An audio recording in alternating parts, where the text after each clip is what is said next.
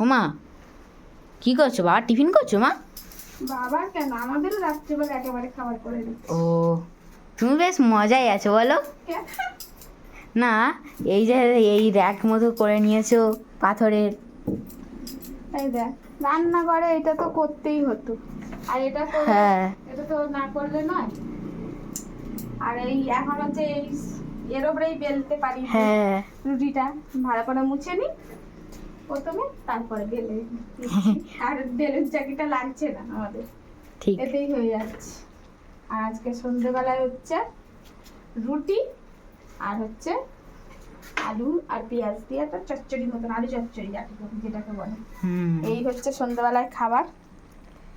আর নতুন রান্নাঘর, মানে এখন আমার কাছে আবার এটা নতুন। তো রান্নাঘরে এইরকম করে উঠেছি, তোমাদেরকে সেইভাবে দেখানো হয়নি। তো এই হচ্ছে রান্নাঘর। তো কেমন লাগছে অবশ্যই বললো। তো যেরকম পেরেছি সেইভাবে গুছিয়ে গাছিয়ে টুকিটাকির মতো নিয়েছি। তো কেমন হয়েছে অবশ্যই কিন্তু বন্ধুরা তোমরা কমেন্টে জানিও।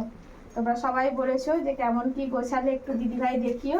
তো এখন হচ্ছে রান্নাঘর থেকে যেহেতু ভিডিওটা করছি, তাই রান্নাঘরটা তোমাদের সঙ্গে একটু শেয়ার করে দিলাম। তো অবশ্যই বলো হ্যাঁ, কাজ হয়নি, মাজা ঘষা হয়নি, আস্তে ধীরে সবই হবে। তো আপাতত এইভাবে একটু গুছিয়ে নিয়ে উঠে পড়লাম। আর এই যে এখানে সব কিছু এই কাজগুলোতে রেখেছি দেখো।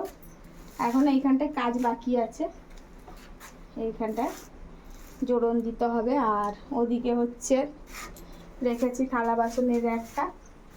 তো এই হচ্ছে ব্যাপার। আর এই ছোট ফ্রিজ যেহেতু, ওই জন্য ফ্রিজটা এখানটায় রেখে দিয়েছি। তো কেমন লাগছে বলো।